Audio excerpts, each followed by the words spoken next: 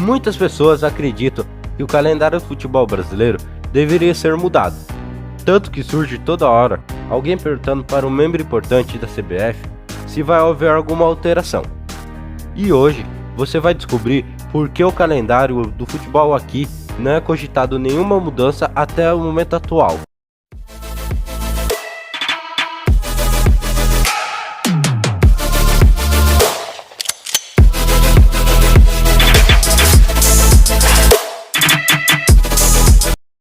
E aí, suave pessoal? Meu nome é Gustavo e você está no canal Na Rede. Pessoal, um dos principais motivos que me levaram a fazer esse vídeo é porque a convocação da seleção está próxima. No caso, se a América do Sul não estivesse no pico do Covid, o Tite já teria convocado a seleção brasileira para as eliminatórias da Copa do Mundo de 2022. Porém, pelo fato das eliminatórias na América do Sul estar paralisada, vi muitas pessoas em dúvida sobre isso e sobre dois pontos que vamos falar hoje. O primeiro, por que o futebol brasileiro não para nos calendários FIFA ou data FIFA? No caso, se você não entendeu o que significa, calma, ao longo do vídeo eu vou explicar. E o segundo, será que por causa da pandemia, a CBF vai aproveitar para mudar para o calendário europeu? Também recomendo você ficar até o final do vídeo, porque esses dois pontos têm uma ligação entre eles, e dificilmente você vai conseguir entender se sair no meio do vídeo. Mas bora pro conteúdo. Começando o assunto, a primeira dúvida que é, por que o futebol no Brasil não para nas datas FIFA? E esse problema é mais de política e jogo de interesse do que de futebol, mas vamos por parte. Vou explicar o que é data FIFA, quando é data FIFA e por que tem que respeitar a data FIFA. Data FIFA é evento organizado adivinha, pela FIFA, como a Copa do Mundo e as eliminatórias. Basicamente, é competições oficiais entre seleções. Quando acontece, acho que é meio óbvio, mas por exemplo, a Copa América, a Eurocopa, a Copa Africana de Nações, a Copa da Ásia e a Copa de Ouro são datas FIFA, entendeu o raciocínio? E a última, por que tem que respeitar ou parar nas datas FIFA? Bom, existe uma ordem de poder no futebol, que é a mais citada nesse vídeo até aqui, a FIFA, abaixo dela, as confederações dos continentes, por exemplo, a Conmebol, a UEFA, a CONCACAF e por aí vai. E depois, as confederações dos países. Aí entra a CBF. E abaixo de todas, as federações estaduais. Caso você não entendeu, volta um pouquinho no vídeo. Tá, já expliquei a ordem que funciona, mas vem a pergunta. Por que a CBF não para o futebol no Brasil nessas datas? Já que confederações de outros países respeitam essas datas. Bom, aqui no Brasil tem uma coisa que não tem em outros países, que é o seu like. Te peço, deixa o like para dar um apoio ao canal, para me incentivar a trazer mais vídeos. Conto com vocês. Voltando ao tema, aqui no Brasil tem os estaduais. Isso faz com que o Brasileirão e a Copa do Brasil fiquem mais apertados, porque o estadual pega os 3 primeiros meses do ano, o que leva a CBF a continuar os jogos mesmo em data FIFA.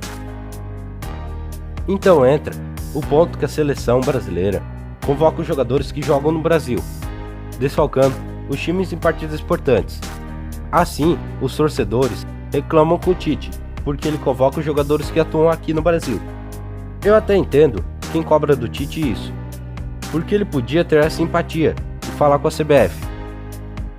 Como no Brasil os campeonatos não param, vou deixar de convocar daqui. Porém, também tem o lado de que ele só tá fazendo o trabalho dele, assim como Felipão fazia, como Tele fazia, até como Zagallo. Fora que quem cobra isso do Tite teria que cobrar também do Ricardo Gareca, treinador do Peru, do Oscar Tabares, treinador do Uruguai, porque eles também desfalcam os times brasileiros. Mas ok, se o problema é estadual, por que não diminui o tamanho dele? Aí entra o jogo de interesse. mas não sai do vídeo. Vou explicar isso, se você sair, não vai entender qual é a solução. Para entender melhor esse jogo de interesse, precisa ser explicado como funciona a votação para presidente da CBF.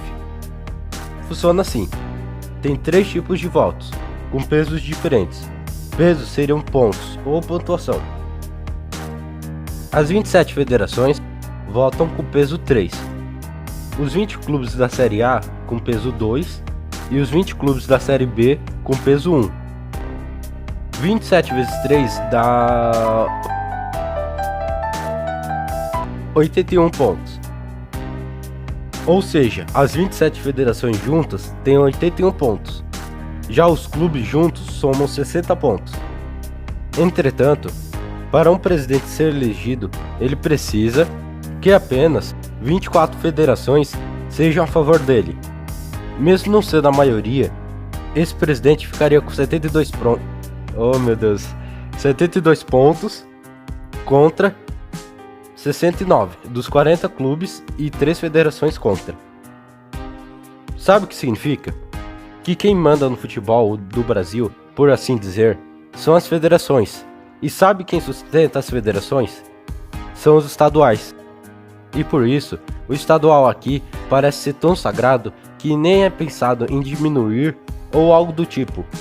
Porque o presidente da CBF, que tentar mudar isso, bem provável que perca o cargo. Só uma observação: quem sustenta os estaduais são os clubes. Ou seja, de tabela, quem sustenta as federações são os clubes. E outra coisa que eu também queria deixar aqui uma análise é que mesmo os clubes sendo a maioria, eles não têm mais quantidade de voto, no caso de pontos finais. Por exemplo, todas as federações fossem contra os clubes e todos os clubes contra as federações, mesmo assim, as federações teriam mais votos. E muitas vezes acontece que os clubes vão junto com a federação. A última eleição, se eu não me engano, todos os clubes da B e Série A votaram junto com as federações no cara que foi elegido. E, só 3 clubes da Série A, que foi o Atlético Paranaense, o Flamengo e o Corinthians, não votaram nele, o resto todos votaram. Eu não lembro exatamente o motivo dos 3, mas se eu não me engano, o Atlético Paranaense, ele não tinha mandado ninguém para representar. O Corinthians tinha votado nulo, era em branco, e o Flamengo eu não sei dizer. Mas basicamente é muito difícil dos clubes ir contra as federações.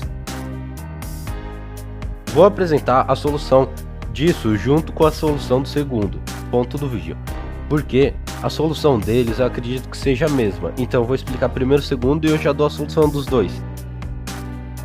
O segundo ponto: será que a CBF vai aproveitar a pandemia para mudar para o calendário europeu?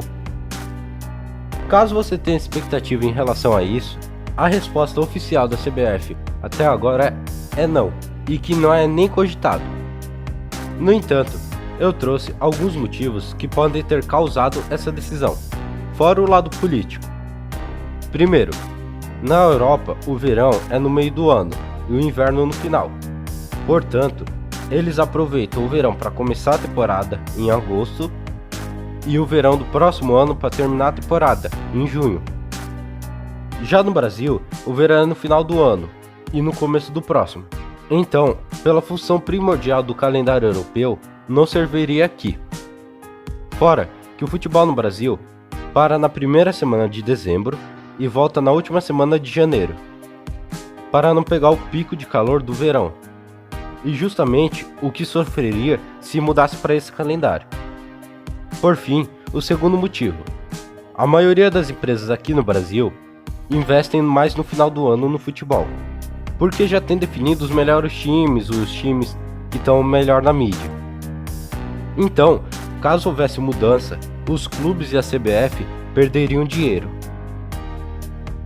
Agora que já foi explicado as duas questões, vou apresentar a solução. Lembrando, essa solução é minha opinião. Se você discordar, deixa nos comentários. Bom, o problema é a estrutura e a organização do calendário, certo? Então, acredito que para resolver, teria que ser feita uma reestruturação da CBF. Até porque eu acredito que a CBF deve ter outros problemas no meio que eu não citei nesse vídeo.